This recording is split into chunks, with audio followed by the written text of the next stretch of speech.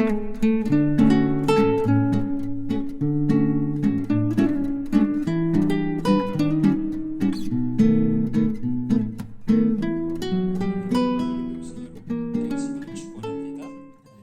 주간 평안하셨나요? 예, 감사합니다. 산과 골짜기마다 짙은 단풍으로 물들어가고 있습니다. 교회 주변 강제동 거리 가로수들도 붉게 또 노랗게 물들었습니다. 어느 거리를 이렇게 지나고 있는데 가로수가 은행나무인 겁니다. 한 1km 정도 되었을까요? 그 은행나무가 다 줄지어 있는데 노란색으로 불규칙하지만 어떤 나무는 이미 노래졌고 어떤 나무는 이제 막 시작을 했고 그 노란색으로 바뀌고 있는 모습에 저도 모르게 감탄사가 나왔습니다. 여기에 짙은 하늘을 배경으로 맑은 햇빛이 내려 쪼이는데요.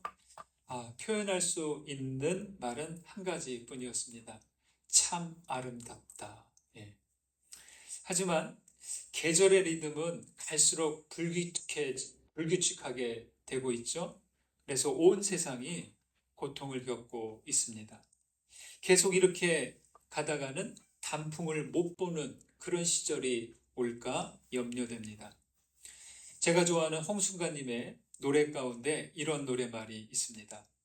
계절이 우릴 아름답게 하기를, 계절을 바꾸는 어떤 것도 사라지길, 계절이 우릴 포근히 감싸길, 계절을 빼앗는 어떤 것도 사라지길, 계절이 우릴 저 길로 이끌길, 계절을 가리는 어떤 것도 사라지길, 계절이 우릴 포근히 감싸길, 계절을 빼앗는 어떤 것도 사라지길, 계절이 우릴 아름답게 하기를 이란 노래입니다. 여기서의 계절은 자연을 말하고요. 더 크게는 하나님의 창조 질서를 가리킵니다. 자연은 하나님의 품과 같아서 우리를 아름답게 하고 포근하게 감싸줍니다. 그래서 계절을 빼앗고 가리는 어떤 것도 사라지기를 기도하고 있는 거죠. 인간의 욕심이 어느 정도까지는 괜찮아요. 적당한 욕망, 적당한 욕심. 사실 적당한 욕망, 적당한 욕심이 있을까 싶은데 적당한 거 하기에 좀 어느 정도 가다 멈춰야 되는데 이 욕심이 위험한 것은 멈추지 못한다는 거예요. 브레이크가 없어요. 그래서 위험한 것은 수천 년 동안, 수만 년 동안 우리가 셀 수 없는 오랜 기간 동안 진행된 계절의 리듬을 단 100년도 안 되어서 무너뜨리고 있기 때문입니다. 여러분, 지금 이런 기후 위기라든지 생태적인 문제는 갑자기 일어난 거란 말이죠. 우리가 불과 20, 30년 전만 해도 안 그랬는데 지금은 그 계절의 리듬과 패턴이 완전히 뒤죽박죽 되고 있다는 겁니다. 그래서 인간의 욕심이 위험한 거죠. 나무들이 단풍 옷을 입으면 보기엔 참 아름답습니다. 그렇지만 나무들은 곧 잎들을 모두 떨어뜨려 버릴 것입니다. 나이 탓일까요?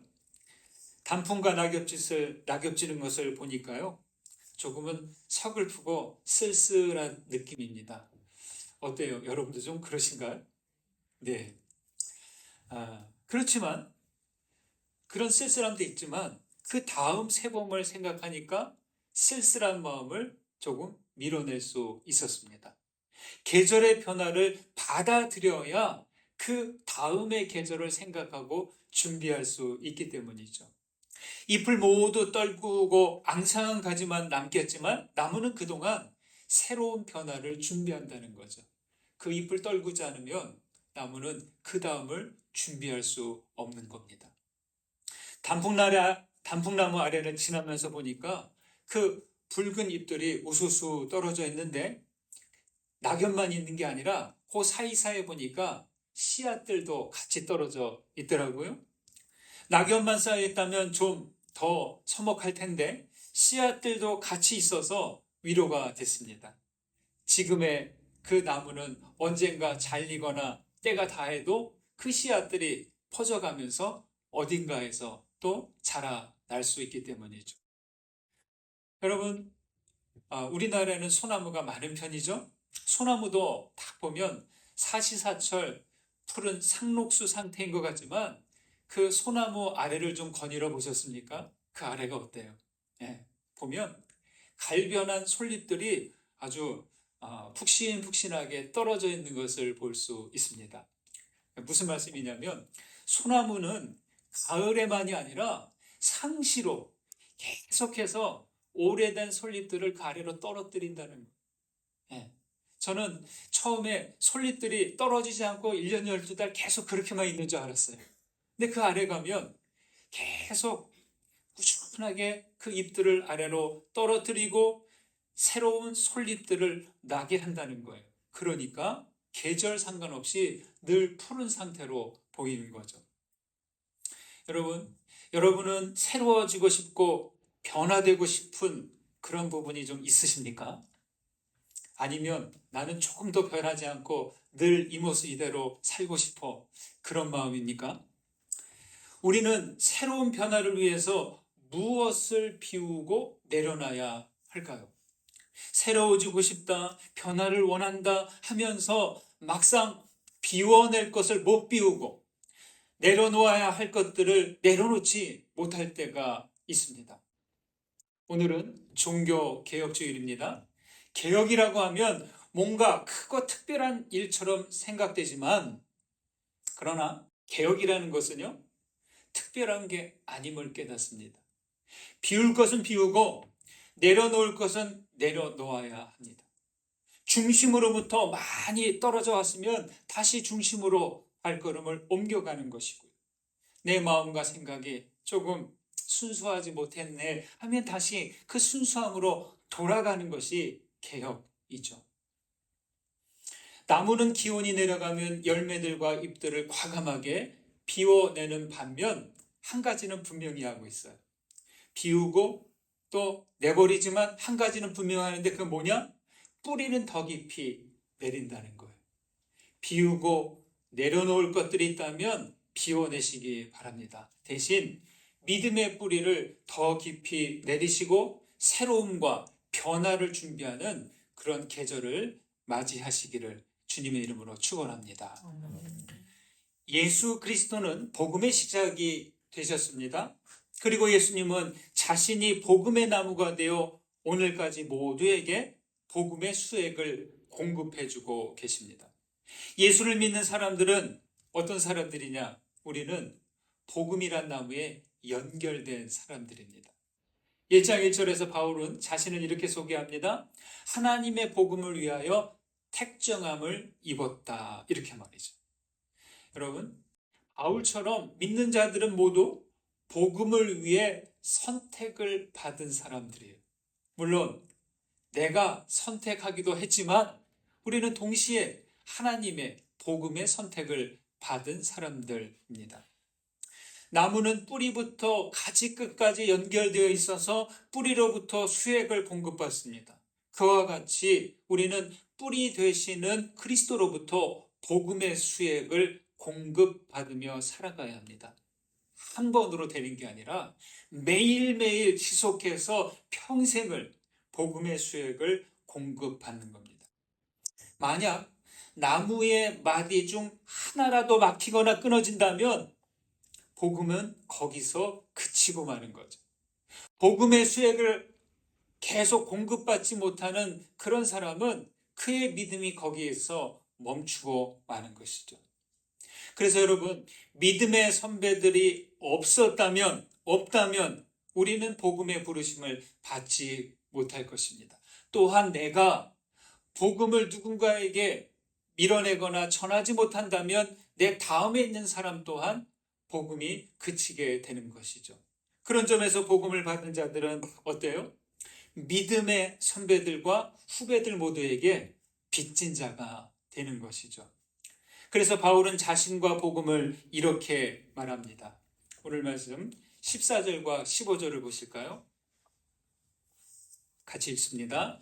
헬라인이나 야만인이나 지혜 있는 자나 어리석은 자에게 다 내가 빚진 자라. 그러므로 나는 할 수 있는 대로 로마에 있는 너희에게도 복음 전하기를 원하노라. 바울은 자신을 빚진 자로 소개합니다. 무엇을 빚졌다는 것일까요? 복음의 빚진 자입니다. 바울은 오래전부터 로마에 가려고 했는데 그 이유는 복음을 전하기 위함입니다. 로마에게만이 아니라 다른 서신에도 나왔지만 로마를 발판 삼아서 서바나, 스페인까지 가고자 했기 때문입니다. 복음에 대한 채무의식을 가진 이유는 아마도 바울이 회심 전에 박해자가 되었던 일 때문인지도 모릅니다. 바울은 모두에게 빚을 졌다고 하죠. 헬라인, 야만인, 지혜자, 어리석은 자. 여러분, 헬라인이다, 야만인이다, 지혜자다, 어리석은 자다. 여기에는 나와 있지 않지만 나는 유대인, 유대인 아닌 사람들은 다 이방인. 나는 언약 백성, 저쪽은 구원이 없는 백성. 이런 식으로 하는 말들은 모두 세상이 사람이 좋아하는 구별하고 경계짓는 방식입니다. 그런데 바울은 그 모두에게 빚진 자가 되었다고 함으로써 그런 구분과 차별을 걷어내고 있다는 거예요. 채무자는 어떤 상태예요? 갑이에요, 을이에요? 채무자, 을의 상태예요. 늘 미안해요. 빚진 마음이 있어요. 큰 소리 못 내요. 그래서 차별하지 않고 열린 자세로 끌어안습니다. 바울의 이런 마음은 하나님의 나라를 위해 차별 없이 서로 용납하고 가르치신, 용납하라고 사랑하라고 가르치신 예수의 복음과도 같습니다. 복음의 빚을 졌으니 바울은 이제 복음으로 빚을 갚겠다고 합니다. 여러분, 사람이 모여서 사는 세상은 또 지금 우리 시대도 그렇고요. 자꾸만 사람을 구별하고 나뉩니다. 참 이게 사람의 방식이에요. 우리 시대는 경제력과 학력과 이런 것들이 경계가 되고요. 지역과 혈연과 출신 학교, 피부색과 나라가 경계가 돼요. 종교와 정치와 이념이 경계가 됩니다. 물론 그런 식으로 어떤 구분은 할 수 있겠지만 그것으로 서로 교류하지 못하게 차등을 두고 경계 주고 분열을 하고 이거는 좀 문제가 많습니다. 그런 기준으로 서로를 구별하고 차별합니다. 아파트 단지가 많은 지역에서는 거주하는 집 크기로 서로를 구별한다고 하죠. 저기는 무슨 동에 살아, 어디 동에 살아. 물론 동수로 하겠지만 그 속에는 그거예요. 저쪽은 넓은데 이쪽은 좁은데 저쪽은 민영, 이쪽은 뭐 공영. 어린이들조차도 그런 식으로 서로 구별한다고 합니다. 사람들은 무슨 파, 직기를 좋아해서 파벌과 파당으로 나뉘어서 반목하고 질시합니다. 안타까운 것은 평화와 화합의 복음을 전해야 하는 교회 사람들에게서 들리는 말들입니다. 특히 그리스도교 지도자인 양 하는 이들의 그 하는 말들을 들어보십시오.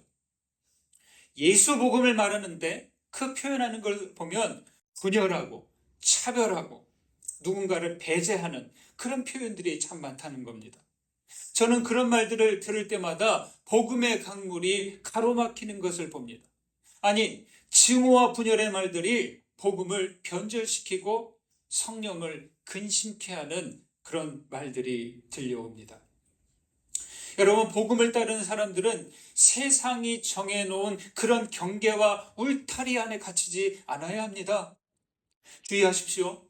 그리스도의 복음은 어떤 기준이든 이쪽과 저쪽으로 나누는 그런 울타리 안에 갇혀 있어서는 안 될 것입니다. 구별하고 차별하는 순간부터 복음은 그 순수성과 힘이 거기서 사라지기 때문입니다. 물론 불의와 부도덕한 일들을 모른 채 해도 된다는 것은 아닙니다. 하지만 비록 죄인이라고 할지라도 정죄하지 않고 기다려주고 품어주신 예수님의 마음으로 바라보고 기도할 줄 알아야 한다는 것입니다.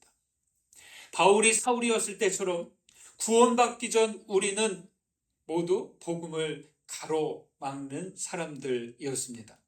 그런 우리에게도 복음이 허락되었죠. 누군가가 우리를 향해, 나를 향해, 에이, 저 사람 안 돼, 이런 식으로 해서 구별하고 경계하고 나오지 않았다면 우리에게도 복음이 오지 않았을 거라는 것입니다. 우리는 구원받고 새 생명을 얻었습니다. 하나님의 형상을 회복하고 자녀됨의 신분을 얻었습니다. 우리는 모두 복음에 빚진 자들입니다. 그래서 어디를 가든지 누구를 만나든지 거룩한 채무의식을 가지고 살아가시기를 간절히 소망합니다. 그 다음 16절 말씀을 보실까요? 16절 함께 읽습니다. 내가 복음을 부끄러워하지 아니하노니 이 복음은 모든 믿는 자에게 구원을 주시는 하나님의 능력이 됨이라.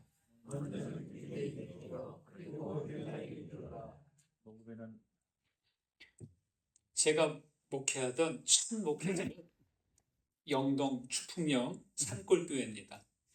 그 산골교회 처음에 갔더니 제일 먼저 보이는 게 이렇게 교회를 언덕 위로 이렇게 바라보고 가야 되는데 거기 교회 입구에 종탑이 있었어요. 지금도 그때의 종소리가 제 귓가에 울리는 듯 합니다. 새벽 기도와 예배 때 종을 치면 그 소리가 참 정겹고 좋았습니다. 새벽 기도는 30분 전에 할머니 집사님께서 일찍 일어나시잖아요. 오셔서 30분 전에 종을 치십니다. 그럼 제가 시계 알람을 해도 잘 못 듣다가 그 바로 옆에서 땡그랑 치는 소리에 화들짝 새벽잠을 깹니다. 그래서 제가 이제 일어나서 준비하고 10분 전에 두 번째 종을 쳤습니다. 수요일과 주일 예배 때는 제가 30분 전에 그리고 다시 10분 전에 종을 쳤습니다. 그때 이제 거기 교우분들에게 처음에 오래전에 언젠지도 모르겠어요. 종탑을 처음 세우고 종을 달고 그때 이야기를 해주시는데요. 새벽종을 막 치니까 마을에서 반응들이 어떻겠어요? 시끄럽다고, 잠도 못 자게 한다고, 그 종도 지금 치지 말라고. 그래서 몇 달 치다가 사람들의 그 불평이 계속 오니까 치는 것을 멈추셨대요. 그러다가 어느 날 갑자기 사람들이 요즘에 교회 종을 안 치냐고, 당신들이 시끄럽다고 해서 안 친다고, 교회 종을 안 치니까 그 종소리 듣고 일어나서 반일을 나갔는데 요즘에 그 종을 안 치니까 늦잠 잔다고. 그래서 다시 종을 치게 되었다, 이 얘기를 해주셨습니다. 제가 부임하고 나서 종을 치는데 그 종을 치는데 익숙해지기까지 한 두어 달 정도 걸렸습니다. 여러분, 종 친다는 게 보기는 쉬워 보여도 참 그게 어렵습니다. 박자와 리듬을 맞추지 못하면 소리가 엉망으로 나는 겁니다. 종이 소리를 제대로 내려면 이 종이 이렇게 당겼을 때 90도 정도는 이렇게 갔다가 탁 떨어져야 종소리가 제대로 나거든요. 근데 이게 쉽지 않아요. 그래서 한 번에 안 돼요. 그래서 한 번, 두 번 정도 하고 세 번째 딱 당겨야 땡그렁하고 제대로 된 소리와 그 다음에 그 울림이 퍼져나갑니다. 그 세 번째 크게 울렸는데요. 한 10번 정도 그렇게 쳐야 됩니다. 이게 10번 정도 이게 균일한 힘과 박자를 주면서 이게 하기가 보통 어려운 게 아니에요. 그리고 이게 또 놓아야 될 때, 줄을 당겨야 될 때와 힘을 줄 때와 또 이렇게 풀어야 될 때 이걸 잘해야 되는데 계속 쥐고 있으면 그 종줄에 끌려가서 또 이렇게 부딪혀서 손을 다치기도 하고 그렇습니다. 또 이 치다가 너무 세게 당기면 이 종이 또 180도 한 바퀴 돌아가서 또 뒤집어져요. 예. 그러면 종소리가 엉망이 되는 거예요. 그러다가 힘을 조금만 덜 주면 또 이게 엇박자가 나서 또 종소리가 안 나는 거예요. 그럼 우리 이제 할머니 집사님들이 전도사님 종소리가 좀 그래요 하고 좀 이렇게 연습을 많이 하라는 그런 이야기도 들었습니다. 여러분, 예수님은 때가 찼고 하나님의 나라가 가까이 왔으니 회개하고 복음을 믿으라, 이렇게 공생의 활동 처음 할 때 소리치셨습니다. 그리고 자신이 복음의 종이 되셨어요. 종은 가만히 두면 소리가 나요, 안 나요? 안 나요. 네. 종을 치던지 뭔가로 땅 치던지 아니면 흔들어야 그 안에 있는 중심이 부딪히면서 소리가 나죠. 복음이라는 거는요, 종소리와 같습니다. 복음은 예수님에게 부딪힐 때 소리가 납니다. 아니면 믿는 이들이 예수 안에서 움직일 때 그 복음의 종소리가 나는 거죠. 어떻습니까? 우리에게서, 나에게서 복음의 종소리가 울리는 것 같습니까? 예수 없이는 우리가 예수 안에서 움직이지 않고는, 예수께 부딪히지 않고는 나에게서 복음 소리가 안 난다는 거예요. 복음, 복음, 말로 수천 번, 수만 번 해도 이건 복음의 소리가 아니에요. 내가 예수에게 부딪히는지, 우리가 예수 안에서 움직이면서 예수와 서로 맞부딪혀야 복음의 소리가 나는 거죠. 복음은 믿는 자에게 구원을 주시는 하나님의 능력이다. 복음은 하나님의 능력입니다. 어떤 능력입니까? 구원을 주시는 능력입니다. 전도 북발 훈련에서 첫 질문에 이런 게 나옵니다. 당신은 오늘 밤 죽는다면 천국에 갈 것을 확신합니까? 구원받았는지를 전제로 하는 물음인데, 여러분 죄송합니다. 저에게는 이 질문이 많이 불편하고 어색하게 들려옵니다. 죽어 천국에 가는 것이 믿음의 전부일까요? 당연히 예수를 믿으니 우리는, 믿는 자들은 천국에 들어갑니다. 그런데 이것이 구원의 목표도 아니고 이것이 구원받은 전부가 아니라는 것입니다. 천국에 들어가는 것이 목표라면 우리는 바로 죽음으로 들어가야 할 것입니다. 예수님은 포도나무와 가지 비유에서 가르쳐 주셨죠. 내 안에 거하라, 나도 너희 안에 거하리라. 가지가 포도나무에 붙어있지 아니하면 스스로 열매를 맺을 수 없음 같이 너희도 내 안에 있지 아니하면 그러하리라. 여러분 그렇습니다. 구원은 내가 그리스도 안에 거하고 그리스도께서 내 안에 거하는 거예요.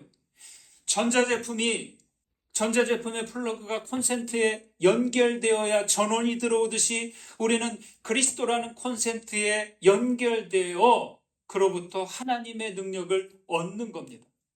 하나님의 능력이 뭐예요? 은혜와 진리와 사랑이에요. 고장난 제품이 AS를 받아 재기능을 하듯이 그리스도를 믿음으로 하나님의 형상을 회복하고 본래의 모습으로 살아가는 거예요. 냉장고는 냉장고답게, 세탁기는 세탁기답게 움직여야 하듯이 인생은 하나님의 자녀로서 진실하고 정직하게 살아가는 거예요. 서로 사랑하며 사랑하고 섬기고 남을 나보다 낮게 여기고 서로 용납하면서 살아가는 거예요. 이렇게 살아가는 삶을 허락하시는 날까지 살아가는 거예요. 그게 바로 구원이에요. 여러분, 신앙의 목적은 구원 받는 것에 그치지 않습니다. 구원 받은 사람으로서 살아가는 것, 구원을 살아내는 거예요. 질문이 자꾸만 구원 받았습니까? 확신합니까? 이런 식으로만 물어가고, 천국에 들어갈 것을 믿습니까? 믿죠. 자꾸 그 초점을 너무 멀리 잡아요. 오늘 현실을 믿음으로 살아가야 되는 것을 자꾸만 건너뛰게 한다는 겁니다. 남녀가 천생연분을 만나서 서로 사랑하고 결혼했어요? 사랑의 만남과 결혼이 목적일까요? 사랑하여 결혼했으니 됐나요? 아니죠. 이제부터 평생 같이 살아가야 하는 거죠. 그처럼 구원은 구원받음이 목적이 아닌 그 구원받은 삶을 살아가는 겁니다. 이 구원을 살게 하는 것이 하나님의 능력이자 복음인 것이죠. 여러분은 구원 받으셨습니까? 그렇다면 계속 그 구원받은 자로서의 삶을 그리스도 안에서 살아가시기를 주님의 이름으로 축원드립니다. 17절 말씀을 보실까요? 17절 같이 읽습니다. 복음에는 하나님의 의가 나타나서 믿음으로 믿음에 이르게 하나니 기록된 바 오직 의인은 믿음으로 말미암아 살리라 함과 같으니라. 마르틴 루터는 로마를 중심으로 한 중세 교회에서 보면 독일 수도사죠. 한참 변방의 수도사였어요. 예, 중세 시대 세계의 중심은 이탈리아, 로마였습니다. 거기서 보면 저 북쪽 늘 춥고 으스스한 그런 환경도 별로 안 좋은 독일 지역의 사제였어요. 그 마르틴 루터가 오랫동안 기도하고 준비해서 그 로마를 방문했어요. 그런데 거기 가서 보니까 큰 실망을 했어요.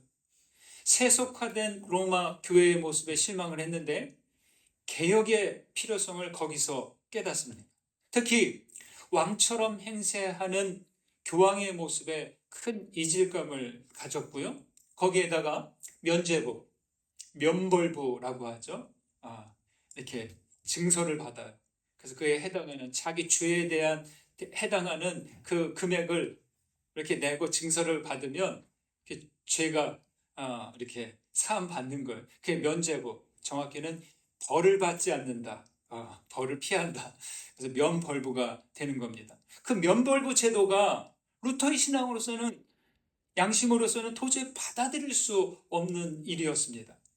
독일로 돌아온 후에 루터는 그 당시 교회에 옳지 못한 일들을 95가지, 95개나 되는, 95개나 되는 그 내용을 정리해서 1517년 10월 31일 비텐베르크 교회에 있는 그 문에 게시했습니다. 오늘날 대자보와 같은 거죠. 그런데 이 95개의 반박문은 커다란 폭발력을 일으켰고요. 이를 시작으로 종교개혁의 불길이 유럽 전역으로 퍼져나간 거예요. 마르틴 루터만이 아니라 당시에 모든 신앙인들이 이게 아닌데, 우리 그리스도교가 이게 아닌데, 예수 신앙은 이게 아닌데, 그런 마음을 가지고 있었다는 거예요.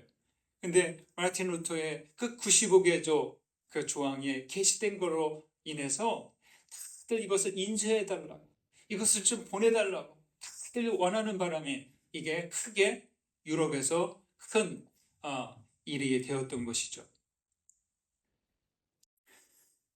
이를 시작으로 종교개혁의 불길이 전 세상으로 유럽 전역으로 퍼져나갔는데, 여러분, 이때 마르틴 루터가 붙잡은 말씀이 바로 지금 읽은 1장 17절의 말씀이에요. 오직 의인은 믿음으로 말미암아 살리라 함과 같으니라. 하박국 2장 4절에도 나오는 말씀이죠. 마르틴 루터는 바로 이 말씀을 붙잡았습니다. 오직 믿음으로, 라틴어로 솔라 피데이라고 하죠. 문제는 루터가 말하는 이 믿음이 어떤 믿음을 가리키는가 하는 것입니다. 많은 신앙인들이 이 믿음을 자기 입장에서만, 자기가 이해하는 그런 차원에서만 자꾸 이해하려고 합니다. 근데 루터는 믿음을 이렇게 설명합니다. 하나님에 대한 단순한 신뢰 하나로 칠흑 같은 어둠 속으로 발을 내딛는 것이다.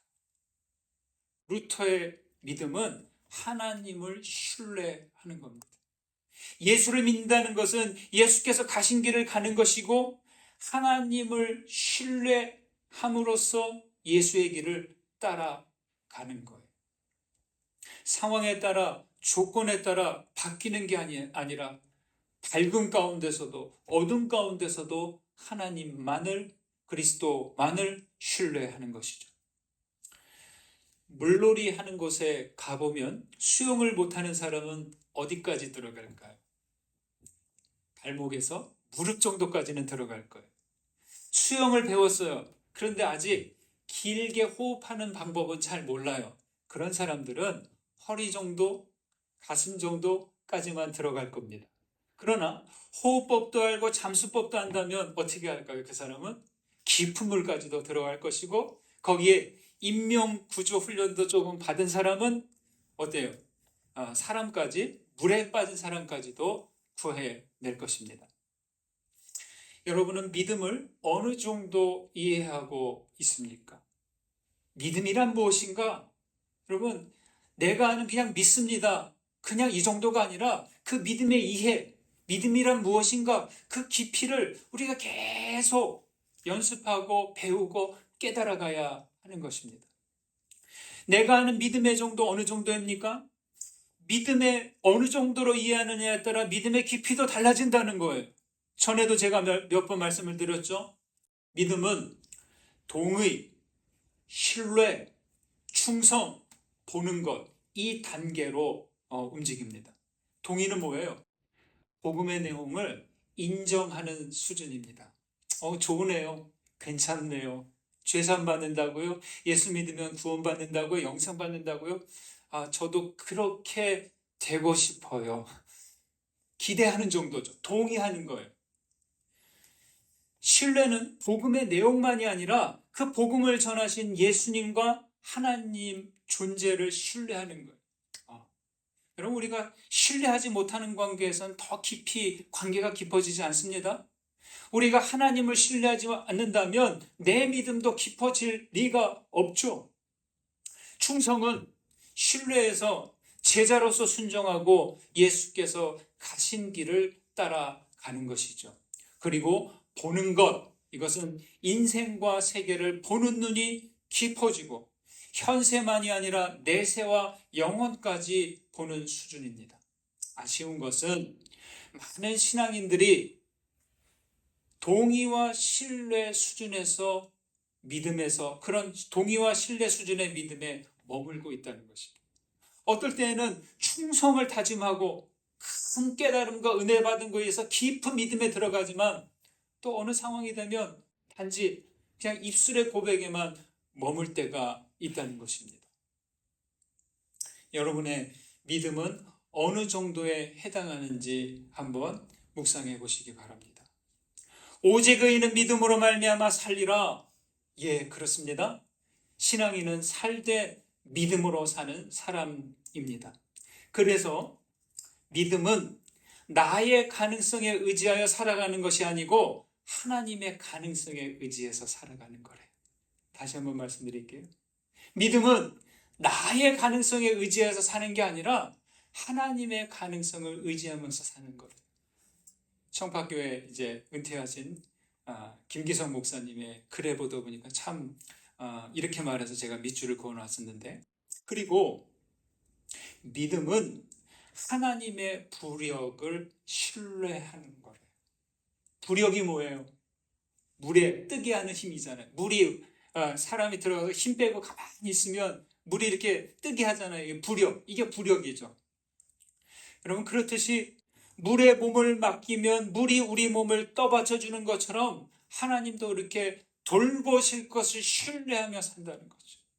나에게 힘이 없고 능력이 없고 가진 것 없고 막막하고 어디로 갈지 모르고 그런 무력한 상태일지라도 하나님께 내어 맡길 때 우리를 물에 잠기지 않게 하고 세상의 물에 잠기지 않게 하고 우리를 떠있게 하는 그런 돌보심, 그것을 신뢰한다는 것이죠. 사랑하는 여러분, 우리는 복음을 만나 믿음을 갖고 구원으로 나왔습니다. 구원을 받았으니 구원받은 자의 삶을 살아가십시오. 여러분의 믿음이 동의하는 단계에 머물지 말고 하나님의 부력을 신뢰하고 충성하는 믿음으로 나아가시기를 바랍니다. 그리하여 나 자신의 가능성에 의지하지 않고 하나님의 가능성을 의지하며 살아가시는 믿음의 자녀들 되시기를 주님의 이름으로 축원드립니다.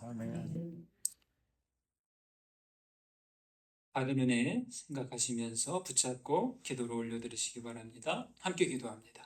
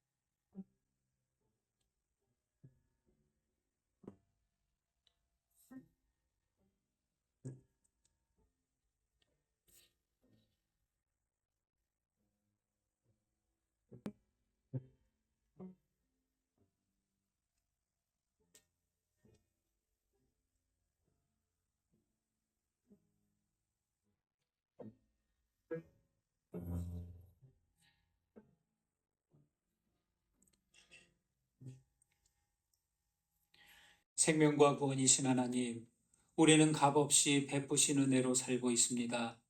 자신을 비워 이 땅에 오셔서 우리의 복음이 되신 예수님을 믿습니다.